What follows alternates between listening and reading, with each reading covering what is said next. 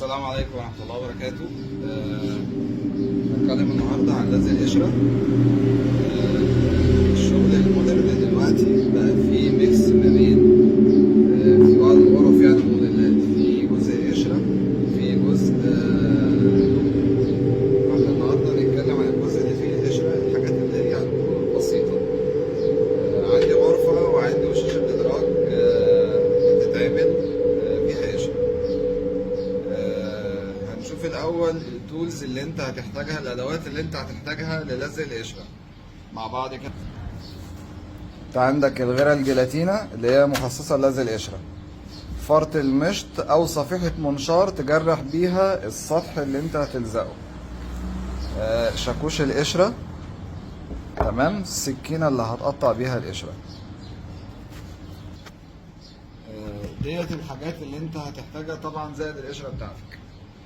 هنتكلم مختصرا عشان خاطر ما نطولش عليكم. احنا دلوقتي معانا قطعة الخشب ديت، انا هعملها ماكيت، هلزق عليها القشرة بالشكل المطلوب مني يعني. فانا هعملها زي ماكيت الاول عشان اشوف انا هعمل ايه وهنفذها ازاي.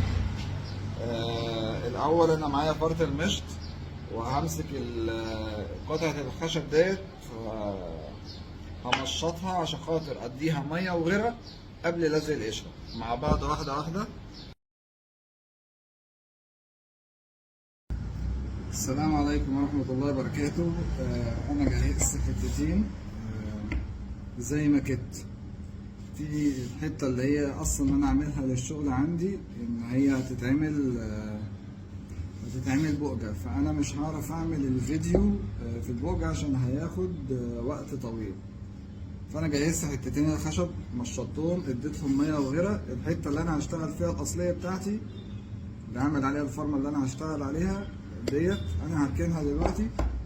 عملت حته تانية هتتلزق عدل ساده، برضو اديتها ميه وغيره، مشطتها واديتها ميه وغيره عشان احضرها لللزق. دلوقتي لما نيجي نلزق القشره، انا دلوقتي زي ما انتم شايفين ثمرة الكونتر كده، فالطبيعي ان القشرة السادة هتتلزق كده. دايما واحنا بنلزق قشرة الصح واحنا بنلزق قشرة نلزق عكس الثمرة. يعني لو الثمرة بتاعتي ماشية كده يبقى انا قشرتها هتتلزق كده، لو الثمرة بتاعتي ماشية كده هتتلزق كده. انا بتكلم على المسطحات مش على المسيف. ليه؟ انا لو لزقت ده مع ده ولما هاجي همشي بسكينة اللحام وهقطع اللحام، طبعا انا مش اشراجي يعني، بس ايه، بتبقى ايدينا تقيلة شوية، هتحز هنا. مع الوقت هتلاقي اللحام دوت نفخ وعمل كده عشان سدة مع سدة، تمام. فاحنا هنلزق قص مع سدة.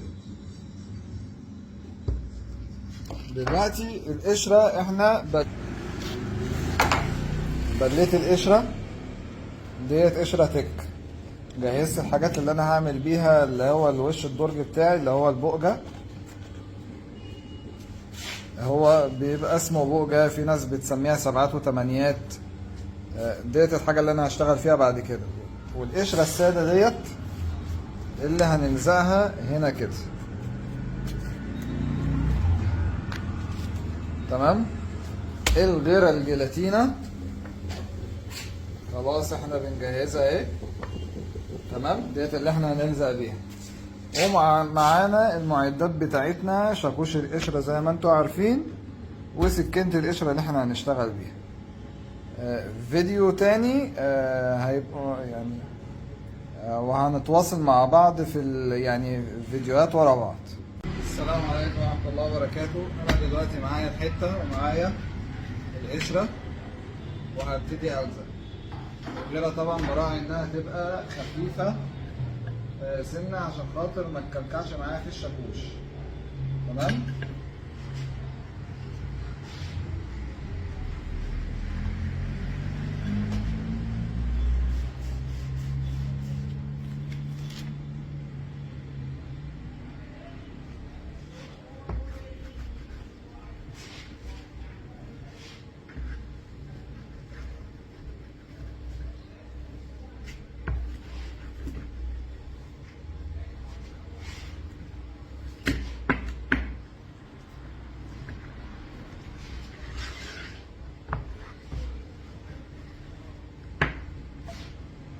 الحتة التانية.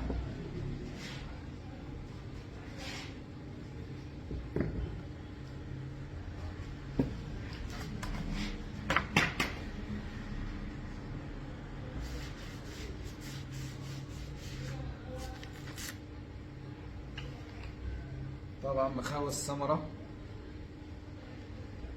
ديت تك مسننة، تك طبيعي.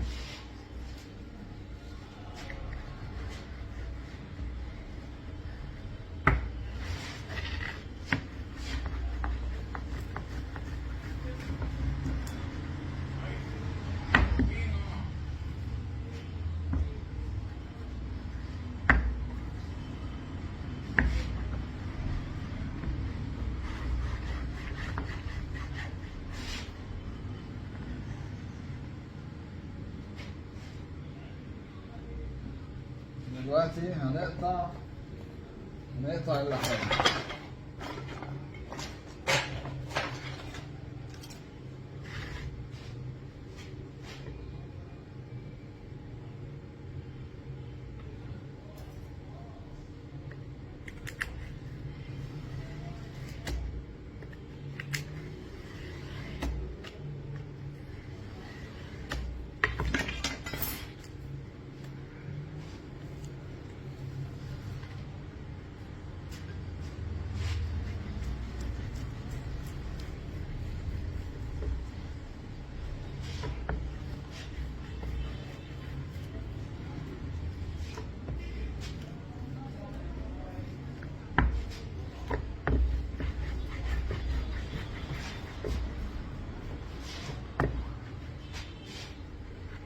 كده لزقنا الحتة، قطعنا اللحام بتاعنا، خوينا الثمرة بتاعتنا. تمام. هقطع بقى الزيادات بتاعتي.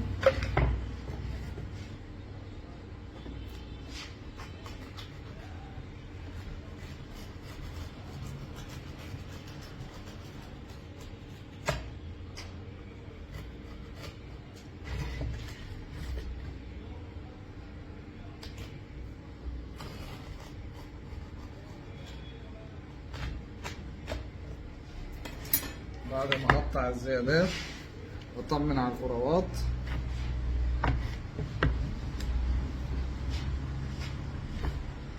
وانا كنت مخدم الحرف من بره كده. الحمد لله الحته معانا اتلزقت زي ما انتم شايفين. قطعنا اللحام. تمام. طبعا بقى لسه هنضف بقى معايا مثلا السفنجة والمقشوطة، ونشيل الغيرة الزيادة من عليها.